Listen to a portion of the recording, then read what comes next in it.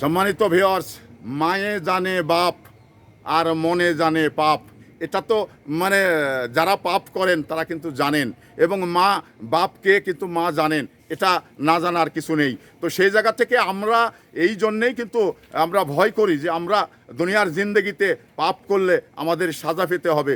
এই কারণেই কিন্তু আমরা মানে ভালোভাবে চলতে চাই এবং মানুষ ভালোভাবে চলেন।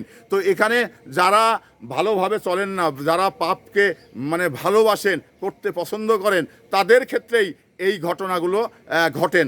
আমরা একটি জিনিস জানেন যে আমরা যত কিছুই করি এখানে মানে মাপ করার এবং মাপ পাওয়ার একটি মাত্র মাধ্যম, সেটা মহান সৃষ্টিকর্তা।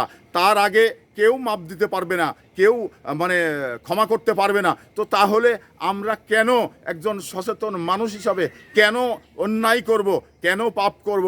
এর যে সাজা ভোগ করতে হবে এটা তো 100%, এটা তো মাপ করার কিছু নেই। তো তাহলে আমরা সচেতন মানুষ হিসাবে অন্যায় করব আর এই অন্যায়ের সাজা নিব না, এই অন্যায়ের মানে সাজা ভোগ করব না, এরকম তো কিছু বিধান নেই। কারণ বিধান রয়েছে অন্যায় করলে সাজা ভোগ করতে হবে। দেখুন, কারো জন্যে কুই খুললে সেই কুইতে নিজে ডুবে মরতে হবে।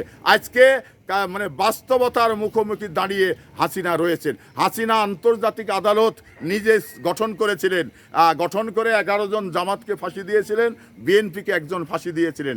আজকে সেই আদালতে হাসিনার রায় হয়েছে ফাঁসির আদেশ। তাহলে কত বড় একটি দৃশ্যমান মানে সত্য আমাদের সামনে মানে উপস্থিত হয়েছে।